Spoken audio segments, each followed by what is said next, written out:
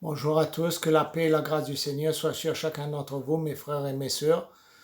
Que cette paix puisse encore nous accompagner encore. C'est vrai que nous passons par des moments difficiles encore à travers cette pandémie. Des fois, nous avons une maladie aussi, que nous supplions les autres de nous aider et personne ne peut nous aider. Mais Dieu, lui, il peut nous aider en toutes choses et en tout lieu. Nous allons lire un petit verset de dans Jean 5, versets 5 à 9. Nous allons voir ceci. Il est dit ceci. Là se trouvait un homme malade depuis 38 ans. Jésus le vit couché, et sachant qu'il était déjà là depuis longtemps, lui dit, veux-tu retrouver la santé? Jésus est venu vers lui. Cet homme, si nous regardons bien, frères et sœurs, si nous lisons depuis le début jusqu'à la fin de ce passage dans Jean 5, cet homme attendait le frémissement de cette piscine.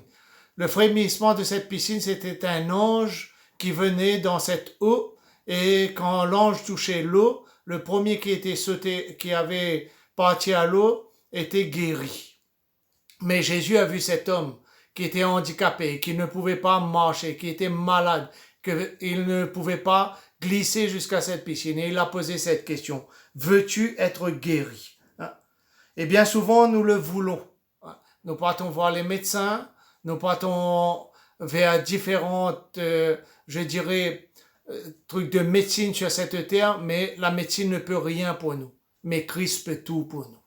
Ce Dieu qui est grand et tout-puissant, ce Dieu qui est merveilleux encore.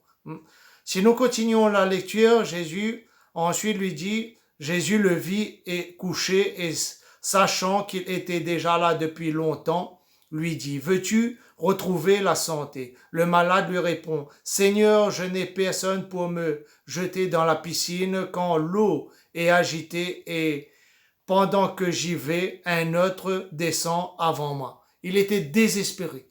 Il n'avait plus d'espoir. Il n'avait plus de volonté. Jésus lui dit, lève-toi, lui dit Jésus, prends ton lit et marche. Jésus peut encore faire la même chose à travers nos maladies, nos difficultés encore aujourd'hui. Si nous nous attachons à ce Dieu qui est grand et tout-puissant, il peut toutes choses. Il faut que nous marchions dans son amour et dans sa bonté. Il nous appelle chaque jour encore à accomplir sa volonté. Et il nous est dit ensuite au verset 9, aussitôt cet homme retrouva la santé, il prit son lit et se mit à marcher. Il prit son lit et se mit à marcher. Jésus, bien souvent, nous pose cette question. Veux-tu ceci? Veux-tu cela? Veux-tu être guéri? Veux-tu être sauvé? Mais il attend que nous ouvrons notre cœur et notre vie pour accomplir encore son œuvre en chacun d'entre nous. Nous voyons à travers ce monde aujourd'hui, frères et sœurs, cette pandémie, nous voyons cette maladie. Moi-même, j'ai beaucoup de frères, beaucoup d'amis atteints à travers cette maladie, et j'encourage mes amis à crier vers ce Dieu qui est grand et tout-puissant, car lui, il peut tout. L'homme peut inventer les vaccins, oui, il va nous soulager, mais Dieu peut guérir totalement. Quand Jésus a posé cette question à cet homme, veux-tu être guéri?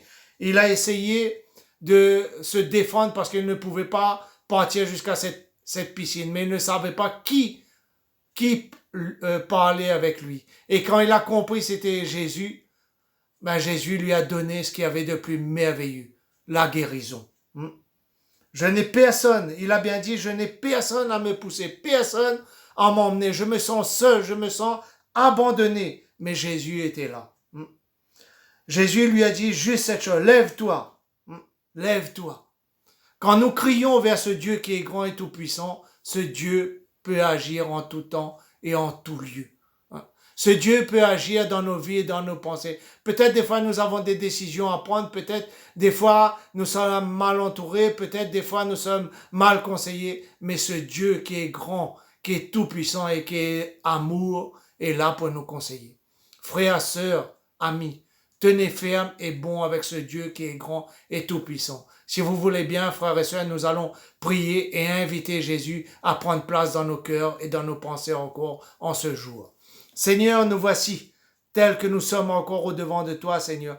Seigneur, à travers notre maladie encore, Seigneur, aujourd'hui, Seigneur, Nous t'invitons à prendre la place, Seigneur, dans notre corps, dans notre esprit, dans notre être encore, Seigneur, pour que tu puisses nous guérir, pour que tu puisses nous délivrer, pour que tu puisses nous montrer ton royaume encore, ô Dieu Tout-Puissant. Agis encore dans nos pensées, dans nos cœurs, Seigneur, comme cet homme, Seigneur, qui était malade depuis de 38 ans, Seigneur, et toi, tu le savais, Seigneur, tu l'as guéri, Seigneur. Alors aujourd'hui, ta main n'est pas trop courte, Seigneur, encore, pour nous guérir et pour nous sauver, Seigneur. Nous crions vers toi, Seigneur. Seigneur, interviens à travers mes frères, mes sœurs, mes amis, Seigneur, qui nous écoutent, Seigneur, guéris-les, délivre-les encore, Seigneur, en ton nom, Jésus-Christ de Nazareth. Parce que c'est ton nom qui sauve, Seigneur. C'est ton nom qui nous emmène dans ce royaume que tu es parti préparer pour nous avec ton Père Jésus, avec ton Père Dieu, Jésus-Christ de Nazareth. À toi la gloire, l'honneur et la puissance, gloire et honneur en ton nom.